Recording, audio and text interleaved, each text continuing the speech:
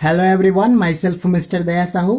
इस वीडियो के माध्यम से हम लोग बायो सावर्ट के नियम के बारे में डिस्कस करने वाले हैं। क्या होता है बायो सावर्ट का नियम, और ये भी डिस्कस करने वाले हैं कि इसका विशेषता क्या है और सदिश रूप में इसको कैसे लिखते हैं।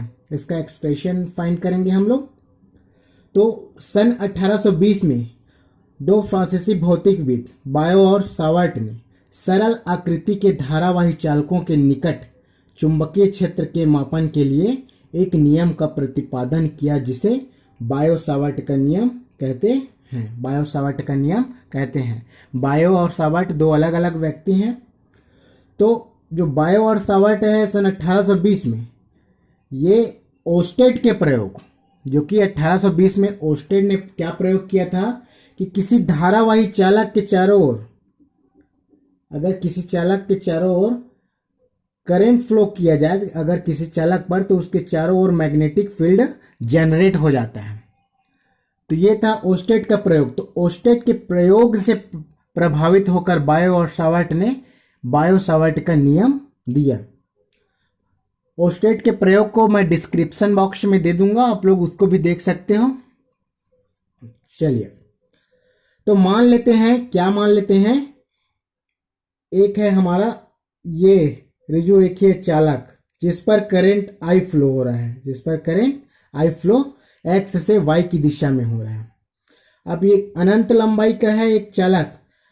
अब एक चालक जिससे आर दूरी पर किसी भी, जैसे इस चालक का एक छोटा सा पार्ट ले लेते हैं हम लोग, जैसे ये डीएल। अगर इस चालक का लंबाई एल है तो इस छोटा सा पार्ट का लंबाई डीएल हो जाएगा। तो इसके बिंदु ओ से आर दूरी पर एक बिंदु पी है, एक बिंदु पी है जिस पर हमें चुंबकीय क्षेत्र की गणना करनी है, मैग्नेटिक फील्ड की गणना करनी है।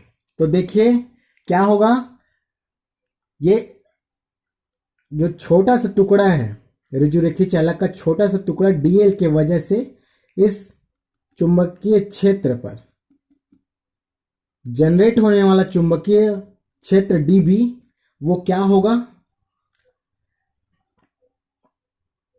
इसके जो बीच की दूरी के वर्ग के व्युत्क्रमानुपाती, करंट के अनुत्क्रमानुपाती, ये चालक जो रिजुरेखी चालक के जो छोटा सा टुकड़ा है उसके अनुत्क्रमानुपाती, और इनके बीच में बनने वाले कोण के जाके अनुत्क्रमानुपाती होगा। देखिए, इसको मैं इक्वेशन में अच्छे से क्लियर भी कर दिया हूं, थ्योरेटिकल भी आप लोग लिख सकते हो।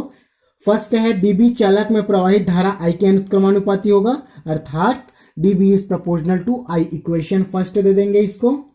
सेकेंड जो है, यही डीबी जो चुंबकीय क्षेत्र है, धारा अवयव की लंबाई डीएल, ये डीएल के अनुत्क्रमानुपाती होगा, अर्थात DB is proportional to DL. Equation second.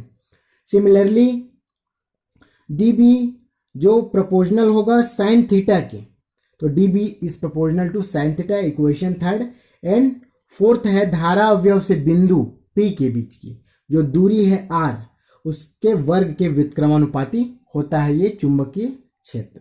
तो समीकरण 1 2 3 4 चारों को मिलाकर हम लोग क्या करेंगे, लिखेंगे, तो हमें ये समीकरण मिल जाएगा। D B is proportional to I D L sine theta upon R square. चलिए, अनुत्क्रमानुपाती चिन्ह को जब हम हटाते हैं तो कोई नियतांक लग जाता है, मान लेते हैं यह नियतांक के है। तो ऐसा पद्धति में इस के का जो मान होता है म्यू 0 या म्यू नॉट पढ़ते हैं अपान 4 पाई होता है।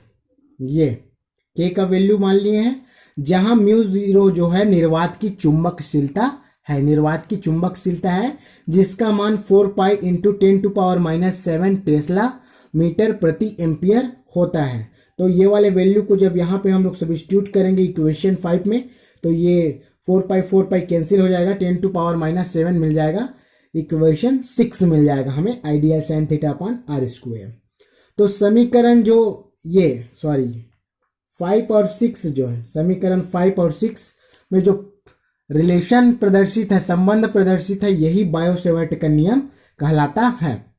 अगर इसको हम लोग सदिश रूप में लिखें, सदिश रूप में लिखने की बात करें, तो देखिए सदिश रूप में लिखने, तो समीकरण 5 में हम लोग ज्यों का त्यों लिखेंगे एक बार।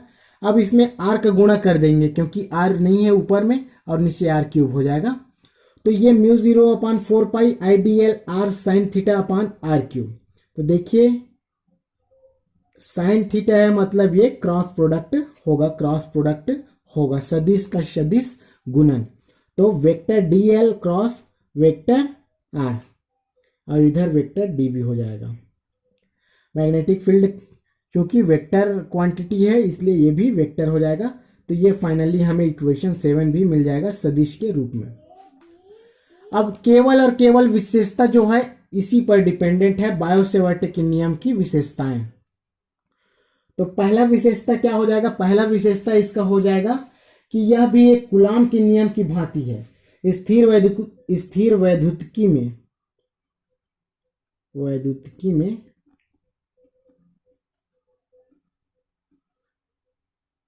कूलाम का नियम है। कूलाम के नियम के अनुरूप होता है। अब देखिए दोनों के क्रॉस प्रोडक्ट पर डिपेंड करेगा या इक्वेशन 5 या 6 से हम लोग देख सकते हैं। इक्वेशन 6 से यदि थीटा का मान 0 हो गया तो पूरा मैग्नेटिक फील्ड ही 0 हो जाएगा। यदि theta is equal to 0 degree then D B is equal to 0 हो जाएगा। थर्ड, यदि theta is equal to 90 degree हो तो D B is equal to हमें मिल जाएगा। देखिए इक्वेशन 5 या 6 से देख सकते हो mu 0/4 into 4 I D L upon R square और साइन 90 डिग्री का मान हो जाता है 1। और ये देखिए साइन 0 डिग्री का मान होता है 0 और साइन 90 डिग्री का मान होता है 1। तो ये हमें मिल जाएगा। अब रही बात, तो ये जो दोनों, ये देखिए इसकी जो दिशा होती है डीबी की जो दिशा होती है इन दोनों के लंबवत होती है। एक चीज और एक विशेषता और लिख लो, डीबी की दिशा आईडीएल व वेक्टर आर के लंबवत होती है।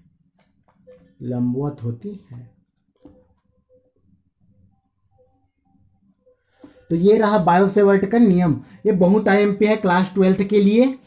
प्लीज वीडियो को लाइक करें, शेयर करें, कमेंट करें और हमारे चैनल को सब्सक्राइब करें। Thank you everyone, thank you.